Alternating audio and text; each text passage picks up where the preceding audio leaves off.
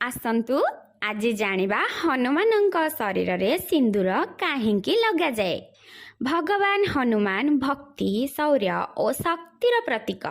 ସେ ଶ୍ରୀରାମଙ୍କ ଅତ୍ୟନ୍ତ ପ୍ରିୟ ଭକ୍ତ ଏବଂ ତାଙ୍କର ସେବାରେ ଜୀବନ ଅର୍ପଣ କରିଥିବା ଦୁନିଆରେ ଭକ୍ତିର ଅଦ୍ଭୁତ ଉଦାହରଣ। ହନୁମାନଙ୍କ ଶରୀରରେ ସିନ୍ଦୁର ଲଗାଇବା ପ୍ରଥା ହିନ୍ଦୁ ଧର୍ମରେ ବିଶେଷ ଆସ୍ଥା ଓ ମାନ୍ୟତା ରହିଛି, ଯାହା ଭକ୍ତିର ଗମ୍ଭୀରତା ପ୍ରକାଶ କରେ। କଥା ଅନୁସାରେ ଏକଥର ମା ସୀତା ତାଙ୍କ ସିନ୍ଥିରେ ସିନ୍ଦୁର ପିନ୍ଧୁଥିଲେ। ହନୁମାନ ସେହିଦିନ ସେବାରେ ରାଜମହଲକୁ ଗଲେ। ମା ସୀତାଙ୍କୁ ସିନ୍ଦୁର ଲଗାଉଥିବାର ଦେଖି ହନୁମାନ ଆଶ୍ଚର୍ଯ୍ୟ ହେଲେ ଓ ପଚାରିଲେ, ମାତା, ଆପଣ ସିନ୍ଦୁର କାହିଁକି ପିନ୍ଧୁଛନ୍ତି?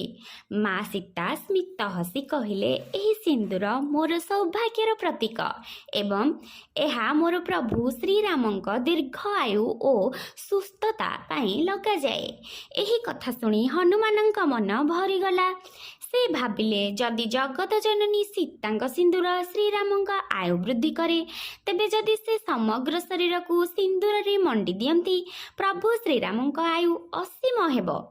ସେହି ଭାବନା ମନରେ ନେଇ ହନୁମାନ ସମଗ୍ର ଦେହରେ ସିନ୍ଦୁର ଲଗାଇ ମହଲକୁ ଆସିଲେ। ତାଙ୍କୁ ସିନ୍ଦୁରରେ ମଣ୍ଡିତ ହୋଇଥିବା ଦେଖି ସମସ୍ତେ ଆଶ୍ଚର୍ଯ୍ୟ ହୋଇପଡ଼ିଲେ।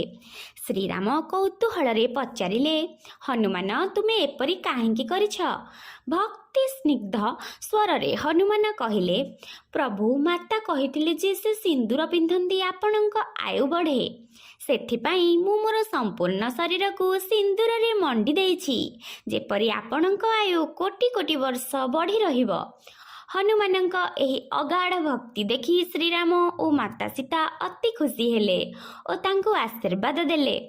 ସେହିଦିନଠାରୁ ଆଜି ପର୍ଯ୍ୟନ୍ତ ହନୁମାନଙ୍କ ମୂର୍ତ୍ତି ବା ବିଗ୍ରହକୁ ସିନ୍ଦୁର ଲଗାଇବା ପ୍ରଥା ଚାଲି ଆସିଛି। ବିଶେଷ କରି ମଙ୍ଗଳବାର ଓ ଶନିବାର ହନୁମାନ ମନ୍ଦିରରେ ସିନ୍ଦୁର ଦାନ କରିବାକୁ ବିଶେଷ ପୁଣ୍ୟକର୍ମ ମନାଯାଏ।